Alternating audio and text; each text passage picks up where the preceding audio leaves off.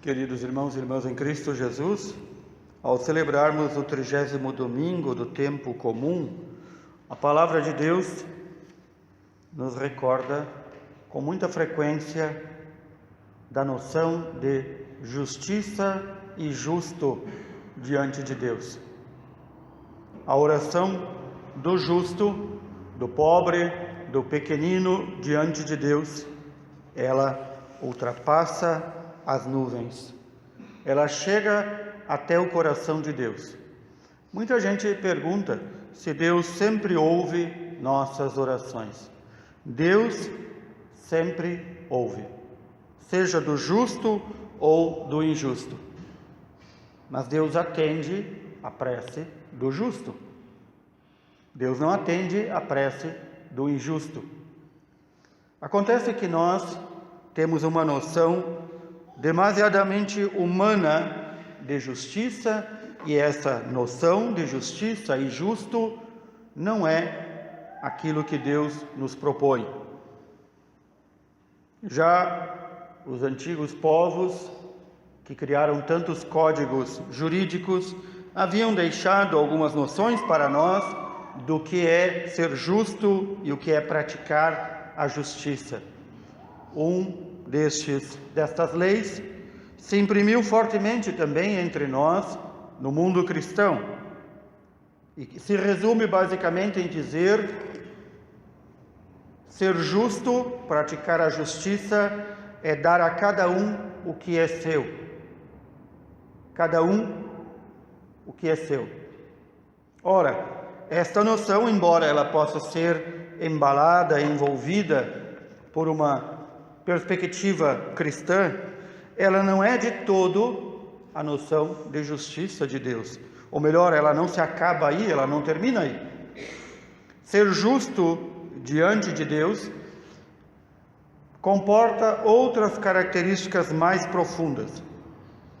Fazer a justiça, ser justo, significa para Deus, segundo a sua palavra, que nós conhecemos a sua vontade, ou que pelo menos procuremos conhecê-la, que nós procuremos praticar a lei de Deus, e que nós, no nosso convívio com os demais, procuremos executar esta justiça e levar os outros a viver esta justiça. A justiça e o justo diante de Deus poderia resumir como dizendo: é a obediência a Deus, é a submissão a Deus. E então cada um de nós pode examinar a sua vida.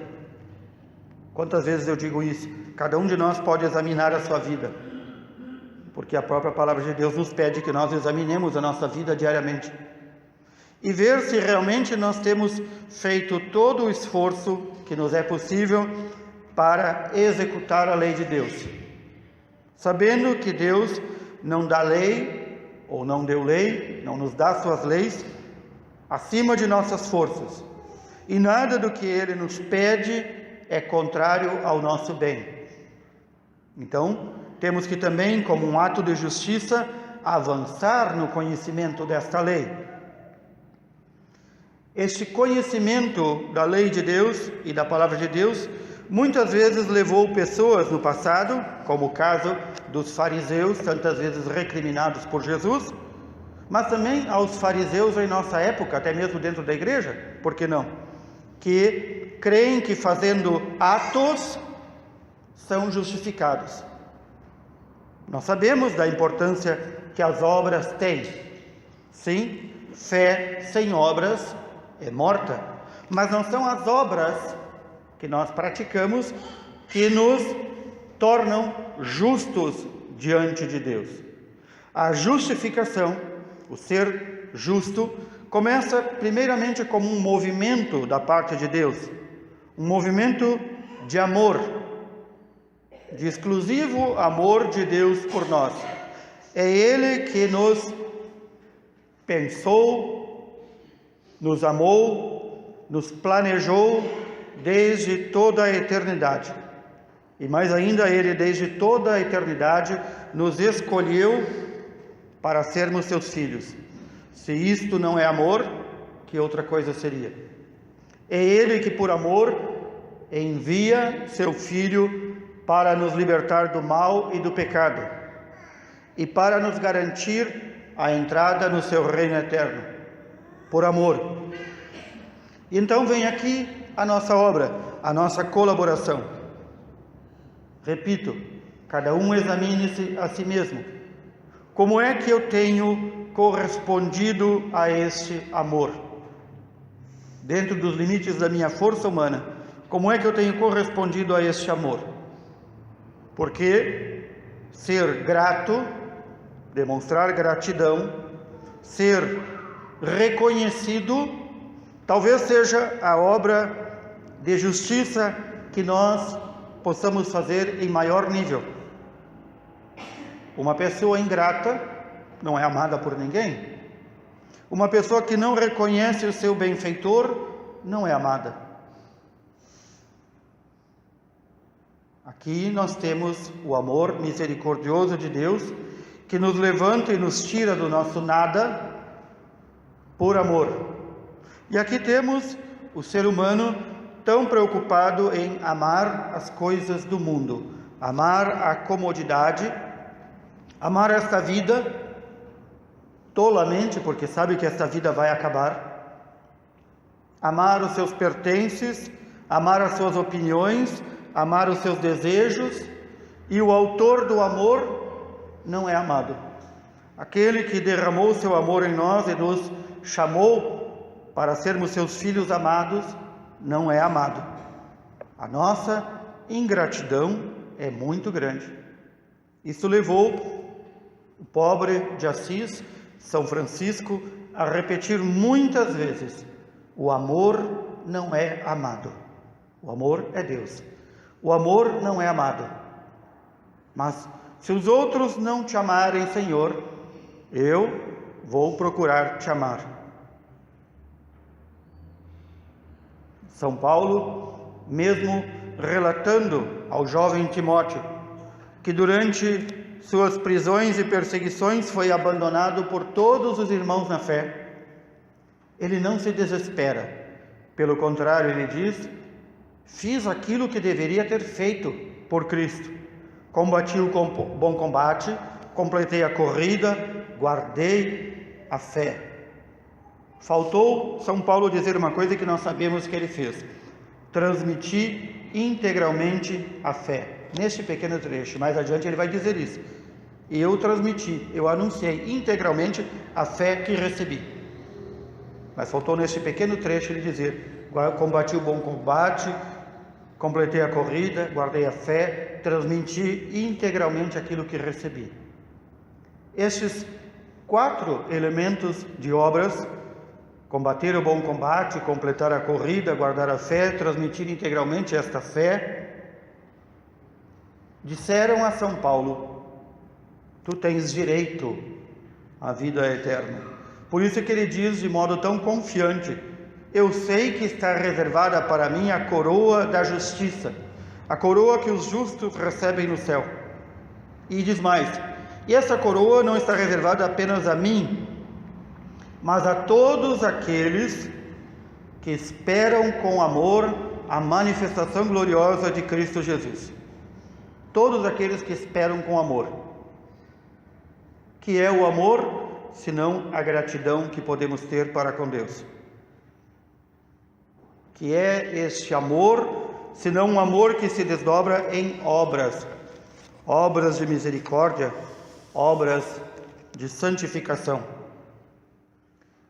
Recordemos o que nos disse o livro do Eclesiástico: a prece do humilde, a prece do justo atravessa as nuvens.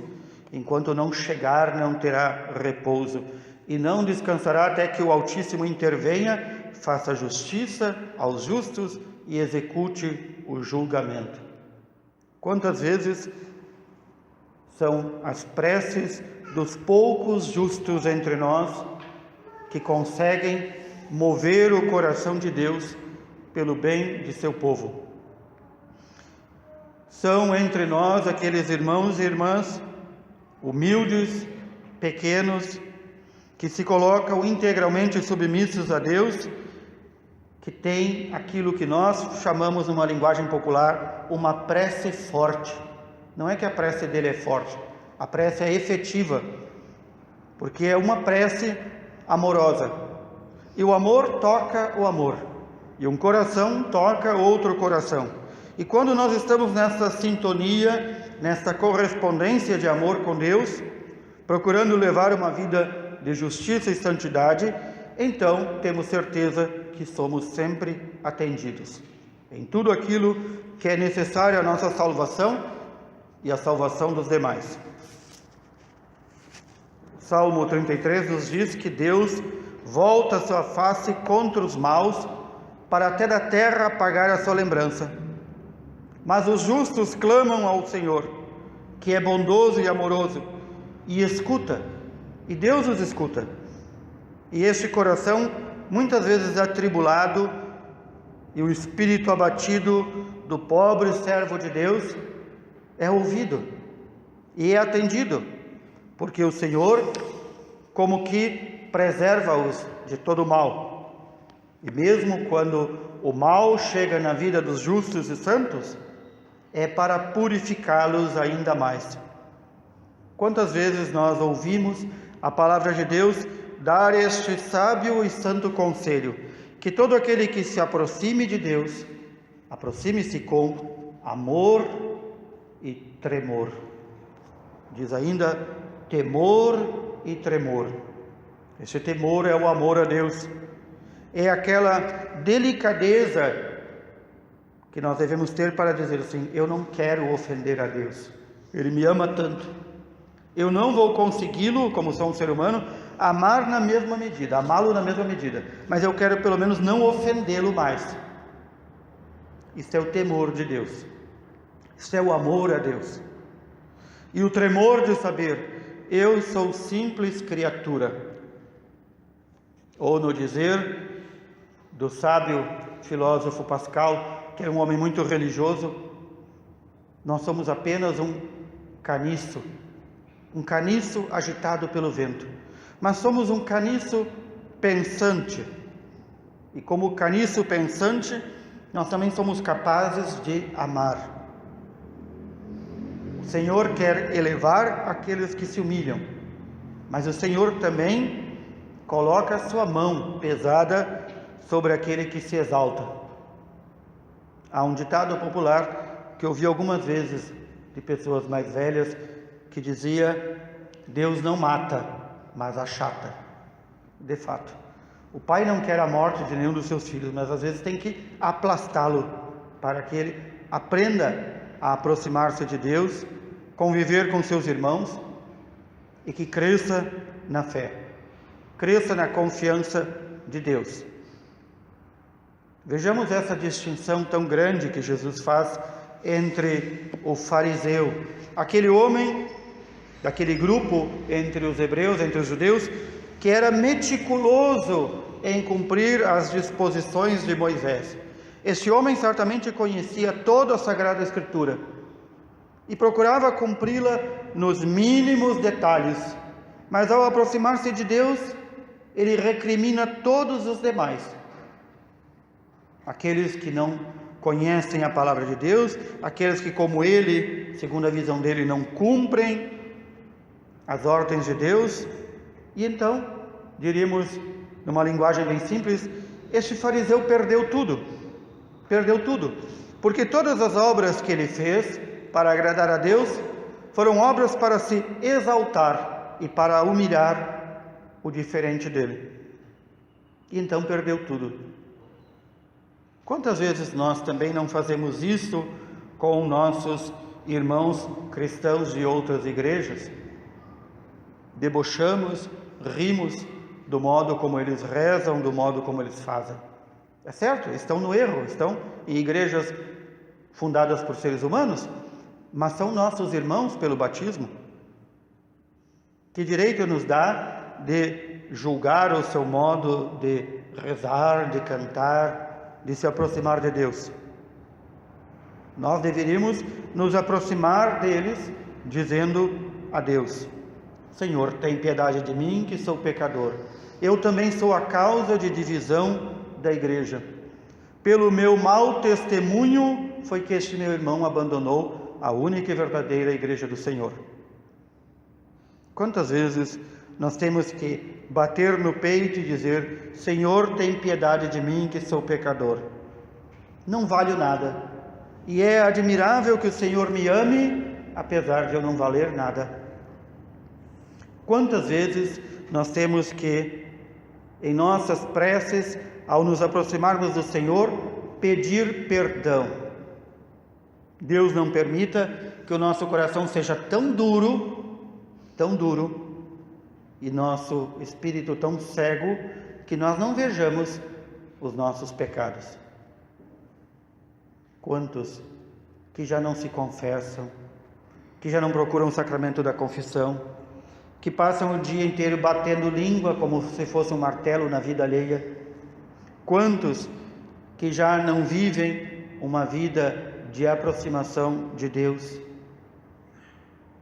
Quantos de nós que diariamente não se encontra em condições de pedir perdão, porque acha que está tudo certo na sua vida.